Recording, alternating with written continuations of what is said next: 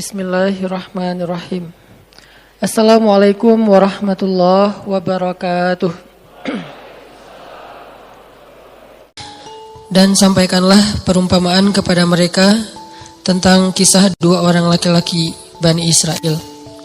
Yang seorang kafir, namun kami beri kepada dia dua buah kebun anggur yang kami kelilingi kedua kebun itu dengan pohon-pohon kurma, dan di antara kedua kebun itu kami buatkan ladang.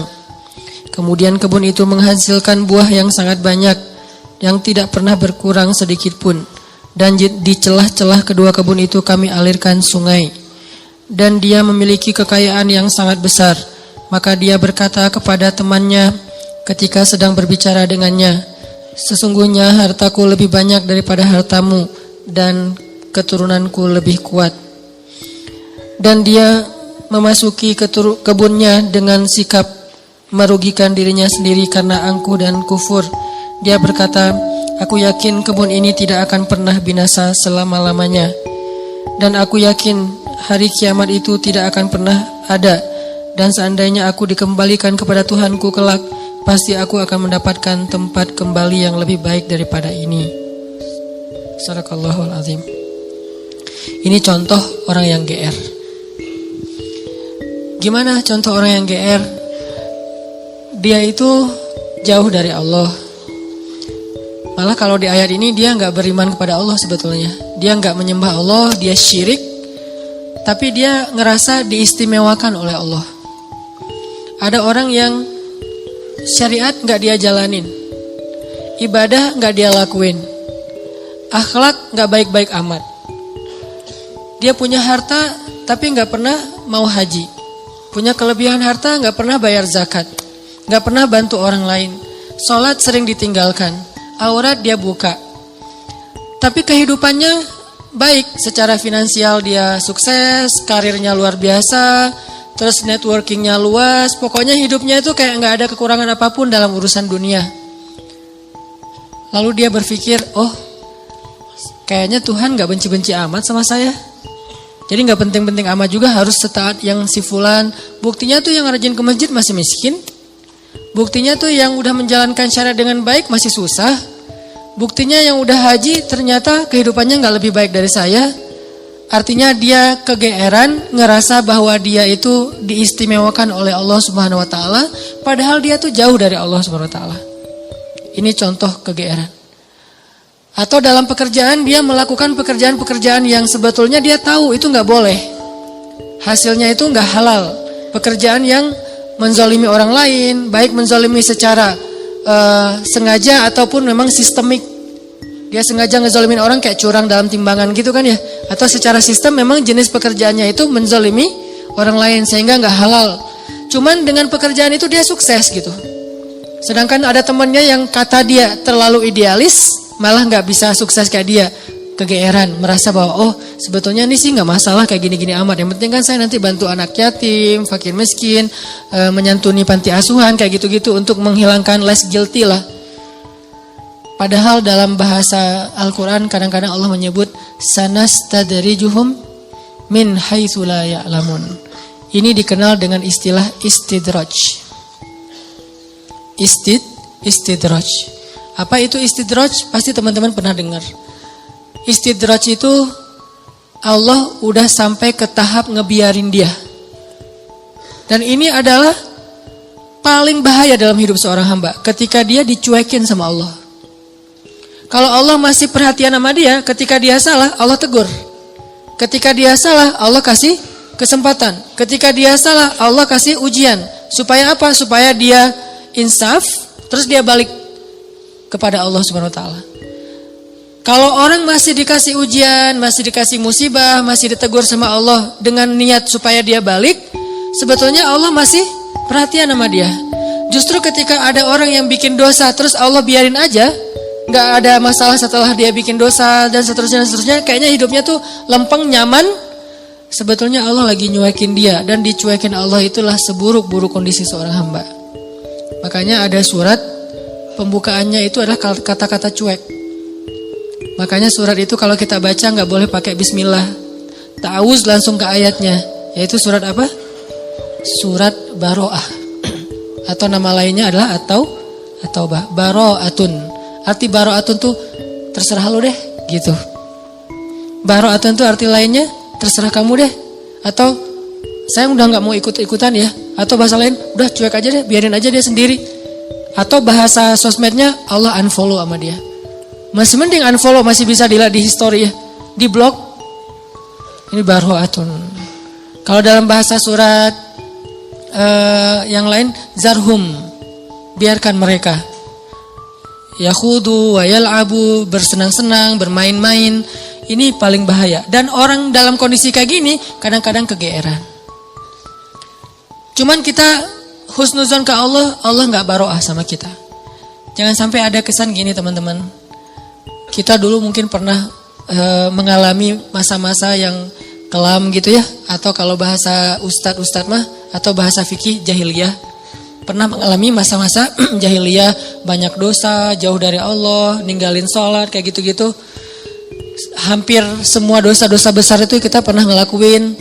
Pas udah hijrah kita ngomong gini, ada untungnya juga sih ustadz, saya dulu pernah nakal. Kalau enggak saya jadi enggak kayak gini sekarang. Kalau enggak saya jadi enggak tahu kalau itu ternyata bahaya. Jadi dengan saya pernah nakal dulu, sekarang saya bisa ngedidik anak saya. Saya tahu anak saya kalau ada indikasi-indikasi mulai nakal nih, saya tahu banget. Karena saya dulu pernah kayak gitu. Enggak ada untungnya teman-teman. Yang harus kita syukuri bukan kita pernah nakal. Yang harus kita syukuri, kita pernah nakal tapi Allah masih kasih kita kesempatan. Itu yang kita syukuri, kesempatan tuh. Sampai akhirnya kita bisa berhijrah, Allah kasih hidayah, itu yang kita syukuri. Alam yajidaka yatiman fa'awa wa wajadaka dhallan dhal. Kenapa dhal itu kayak panjang bacanya? Karena sesat jauh gitu kan ya. Kita pernah tersesat jauh. Dan tersesat itu bukan hanya soal akidah, tersesat dalam masalah ketaatan, kita nggak taat kepada Allah, tersesat jauh, sibuk dengan dunia, kemudian kita foya-foya jauh banget dari Allah. Wa wajadaka dhallan fahada. Allah tarik balik kepada kebaikan. Yang harus kita syukuri bukan dolnya, tapi fahadanya, hidayahnya. Karena kalau kita berpikir untung juga saya dulu pernah nakal, ini bagian dari kita salah faham terhadap Allah. Jadi nggak ada baiknya kita pernah nakal, nggak ada baiknya kita pernah bandel, nggak ada baiknya kita pernah jahiliyah, pernah bikin dosa. Baiknya adalah alhamdulillah kita bisa taubat, bisa hijrah. Dan kalau kita dengar cerita orang-orang yang ngisahin masa lalunya, jangan takjub kepada dianya, tapi kita takjub kepada Allahnya. Ya Allah baik banget ya. Dia udah sejauh itu Allah nggak ilfil sama dia. Dia udah sejahat itu Allah nggak ninggalin dia. Dia udah sezolim itu sama Allah, mencurangi hak-hak Allah. Allah nggak nutup pintu rahmat untuk dia. Allah itu maha baik. Jadi yang kita kagumin tuh Allah yang udah nyelamatin dia dari masa-masa yang sulit. Bukan justru dia, oh hebat ya, lo bisa bikin dosa terus taubat, enggak. Bukan dia yang hebat, Allah yang hebat. Karena betapa banyak orang yang Allah biarkan baro'atun dan matinya dalam keadaan su'ul khatimah. Dan Allah pasti punya alasan yang kita nggak mengerti. Yang jelas nggak mungkin Allah menzalimi hambanya. Jadi teman-teman, ada orang ketika dikasih nikmat, ketika dikasih kemudahan, ketika dikasih kelapangan rezeki, kadang-kadang dia jadi merasa bahwa oh berarti tidak ada yang perlu diperbaiki dari kehidupan saya. Tidak ada yang perlu diperbaiki dari amal-amal saya. Nggak ada yang perlu diperbaiki dari ibadah saya. Karena nggak ada masalah dalam hidup saya. Seolah-olah dia baru mau memperbaiki diri kalau ada masalah. Bukankah jauh dari Allah itu masalah paling besar? Musibah paling besar dalam hidup kita itu kalau kita jauh dari Allah. Harusnya kita telat salat subuh juga, itu udah sedih tuh. Bukan hari ini telat salat subuh atau nggak salat subuh sampai dijamak dengan duha. Tapi hari ini nggak ada masalah. Nggak ada kerugian, nggak ada musibah, nggak ada kecelakaan, nggak ada masalah dengan pasangan. Oh jadi aman nih hari ini, nggak ada masalah apa-apa. Bukankah masalah terbesar itu masalah terbesar kita tuh bukan didiemin sama pasangan. Walaupun buat saya tuh berat banget. Istri tuh kalau udah diem buat saya tuh musibah dunia nih. Diajak ngapa-ngapain sama teman, enggak dah kalau istri saya masih diem. Jadi saya bujuk-bujuk, cium tangan apa, nggak usah dibahas. Pokoknya di gimana biar dia mau senyum dong, senyum, paksain senyum, akhirnya dia senyum, alhamdulillah.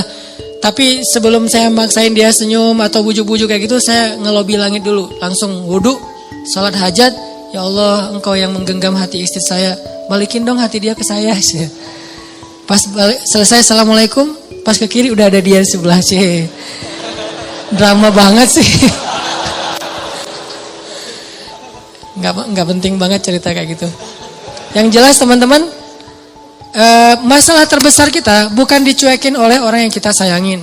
Masalah terbesar kita bukan ada musibah atau kecelakaan di jalan. Masalah terbesar kita bukan nggak dapat proyek, tender kita nggak gol gitu. Masalah terbesar kita bukan sakit. Masalah terbesar kita dalam hidup kita itu adalah ketika kita jauh dari Allah SWT. Bisa jauhnya hari ini target tilawah nggak dapat, bisa jauhnya sholat nggak khusyuk, bisa jauhnya sholat kelewat, bisa jauhnya apalagi akhlak nggak benar, kok jadi hari ini saya kepancing emosi. Bisa jauhnya ada orang butuh pertolongan, ditolong oleh orang lain duluan, bukan kita. Padahal kita butuh nolong dia. Jadi bukan dia yang butuh kita, tapi kita butuh nolong dia supaya Allah nolong kita.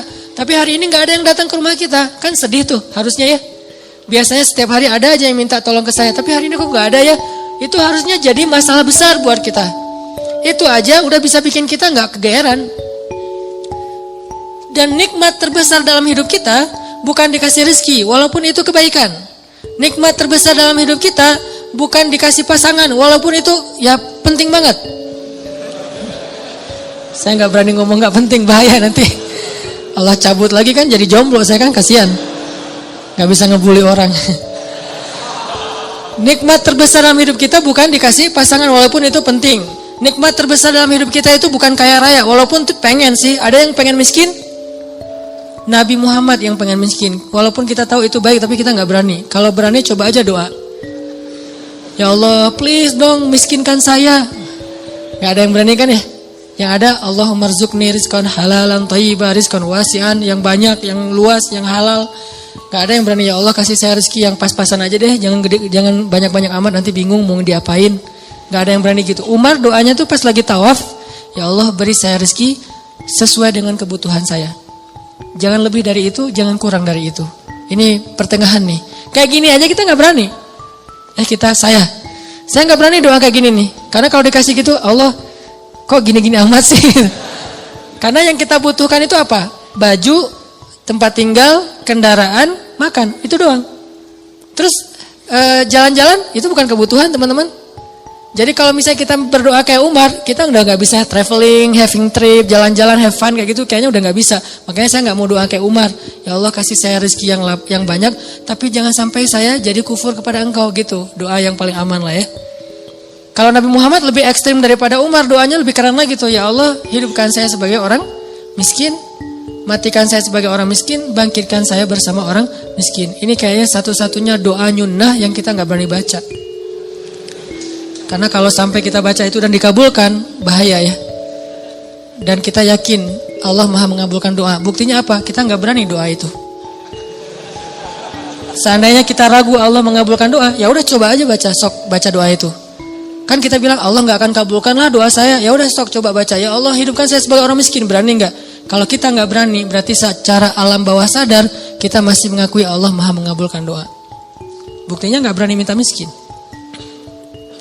Balik lagi, nikmat terbesar yang Allah kasih kepada kita adalah nikmat kedekatan kita dengan Allah Subhanahu wa taala.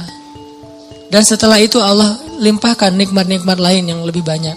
Tapi yang paling utama adalah kedekatan kita dengan Allah. Makanya kalau Allah kasih kita nikmat dunia seisinya, tapi dicabut nikmat kedekatan dengan Allah, maka jangan kegeeran. Jangan-jangan itu bukan nikmat, tapi istidraj. Kalau kita ngerasa bahwa hidup kita kayaknya lebih nyaman daripada teman kita yang ahli ibadah, jangan kegeeran. Jangan-jangan kita sedang diberikan nikmat biasa, sedangkan dia diberikan nikmat yang luar biasa. Apa nikmat luar biasa? Kenapa dia miskin terus? Karena Allah pengen dekat sama dia. Mungkin dengan miskin dia sering berdoa. Dengan dia sakit dia sering berdoa. Dengan dia dapat masalah terus dia sering berdoa. Sedangkan kita ketika dikasih solusi ke lapangan rezeki jarang berdoa. Ibadahnya nggak getol. kita dikasih nikmat, dia dikasih nikmat. Tapi siapa yang lebih istimewa? Jangan-jangan dia lebih istimewa justru dengan kemiskinannya, dengan sakitnya, dengan masalahnya.